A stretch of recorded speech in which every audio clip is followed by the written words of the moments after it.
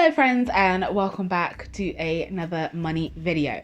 Now, everyone has good and bad habits, even with our finances. I mean, we are human after all.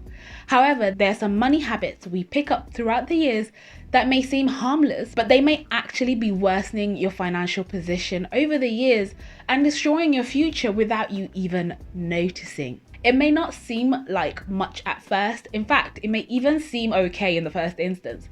But as the years roll on and these habits go unaddressed, your finances won't improve and the problem continues to grow. In fact, habits are defined as a settled or regular tendency or practice, especially one that is hard to give up. So even when it comes to money, we can pick up habits that just become normal practice and may be really difficult to break. So over time, you may find that you've picked up things that you regularly do that are super hard to give up because you don't even think about it. Like for me, it was continuously ordering takeaways, buying coffees, or signing up to subscriptions and forgetting to cancel them. So in today's videos, I will be going through some bad money habits you may want to break before they break you. Remember, 2021 is going to be your best financial year to date. Now, they're in no particular order, so you can just pick and choose the ones that resonate most with you.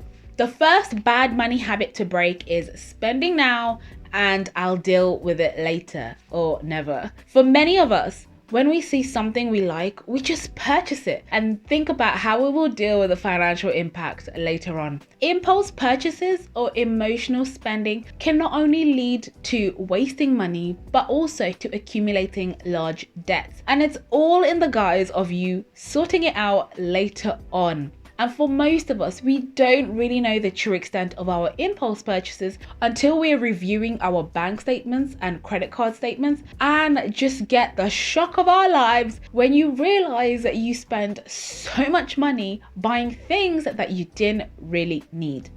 And the sad thing is that this happens to so many people and they end up carrying a large debt for a significant proportion of their lives to repay back money they spend on things that they never use.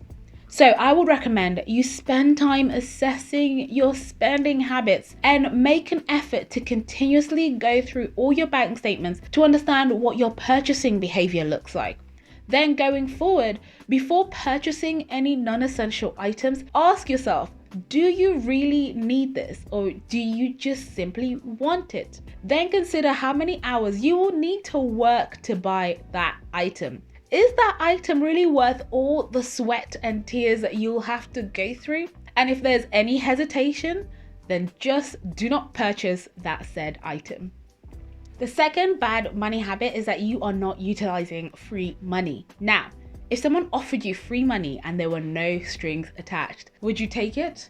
Of course you would. It always surprises me that there's so many people who spend a larger portion of their lives working, yet they don't maximize their employee benefits, which in turn is free money. For example, your company's pension program. A lot of companies offer to match or even double your pension contributions. That means if you're paying £300 into your pension pot, your employer could end up paying £600. And that means in 1 month, your pension pot has £900. Depending on your employer's plan, you could easily end up tripling your pension pot every year. Similarly, if you're a student, undergraduate or postgraduate, you always need to check to see whether you are eligible for scholarships and or grants, as this is literally free money to help you with your studies that you don't have to pay back. Now, would you believe me if I tell you I didn't have to pay for my postgraduate qualification because I found out I was eligible for a grant which covered not only my tuition, but also my accommodation. Now, this was for a course that I was already willing to pay for, and in fact, I'd even spent an entire year working and saving my paycheck to pay for it. So it's always important to make sure you are utilizing and maximizing where there is free money to be had, especially if it's for things that you are already doing or are intending to do. Bad money habit number 3, you don't have a budget. Now, many people don't use budgets because they either don't know how to do them or because they think they're not worthwhile.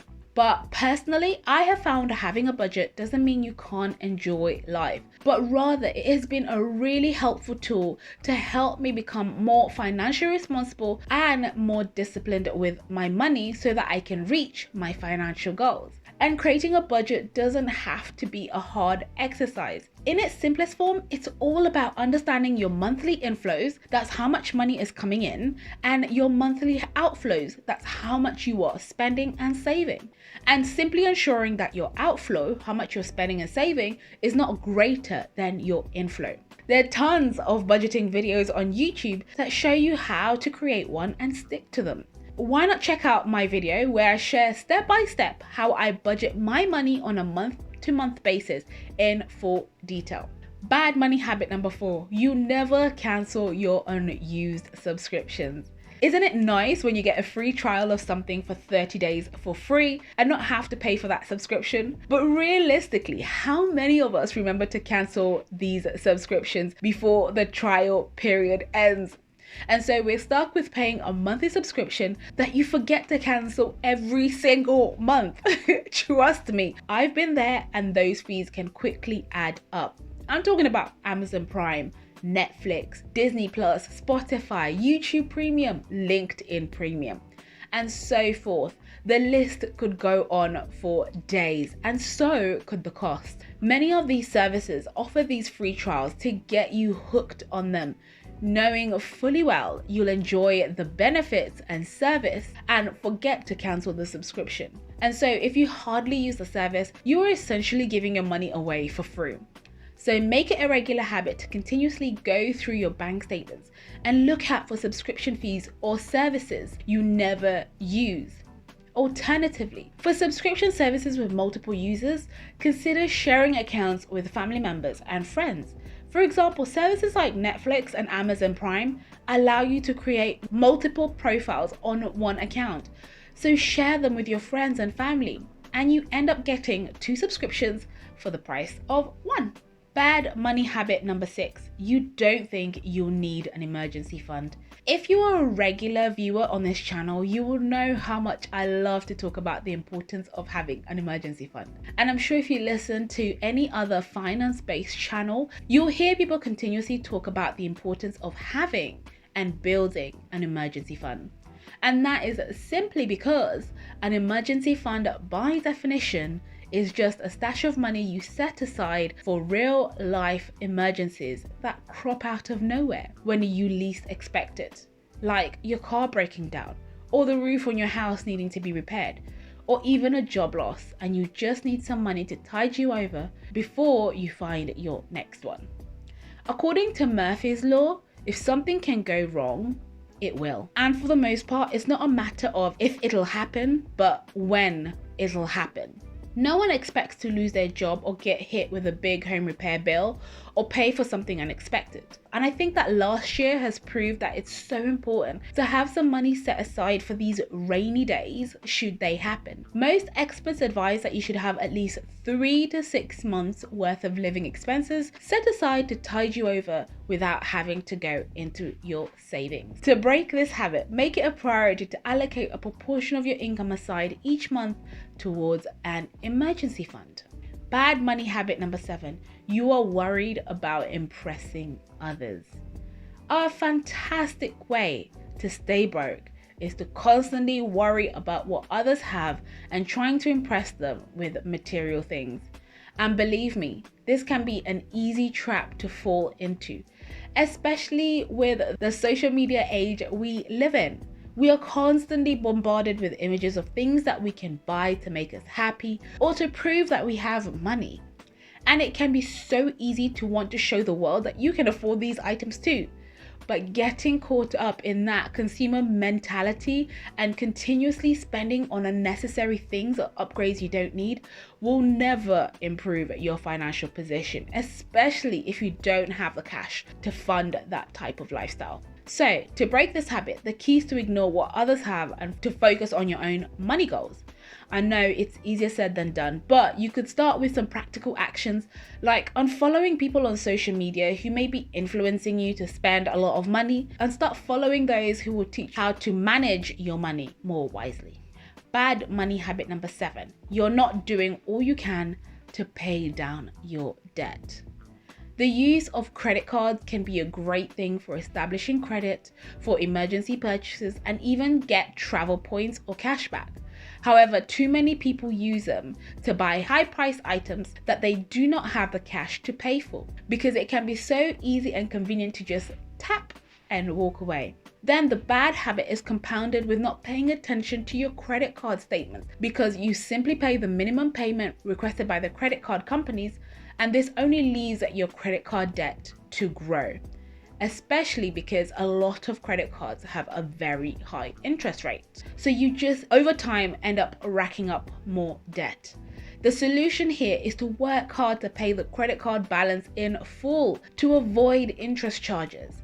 And if you think you won't have enough to pay off the full balance at the end of the month, then you should consider reducing some of your spending on your non-essential items and focus on repaying your debt as quickly as you can. Then going forward, focus on using a cash-based system to make future purchases, where you will have to save the sum of money you need to make the purchase instead of putting it on a credit card. Bad money habit number 8. You don't think it's worth investing your money. For many people, we spend the entirety of our adult lives working really hard to collect a pension at the end of the year that may not be even enough to cover our living costs. And that's added by the fact that a lot of people also think you need a lot of money to invest and gain the benefits of compound interest, and so would rather leave their money in a bank account instead. And trust me, I used to be those people. But this all changed for me when I decided to learn more about investing in the stock market and realized you could actually start investing with as little as £1. For more details, check out this video, which will show you exactly how I started my journey, and then check out this video, which will show you what happened 3 months later.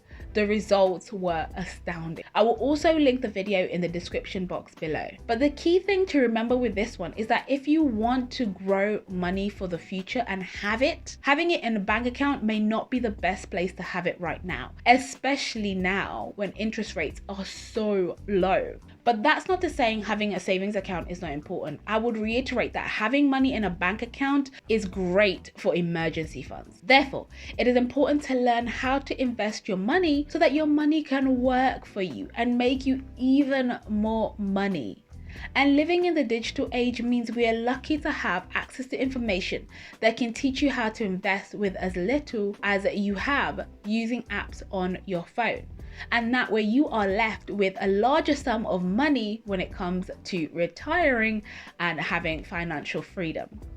Let me know in the comments below what are some of the bad money habits you would like to break and which ones are fairly easy to break.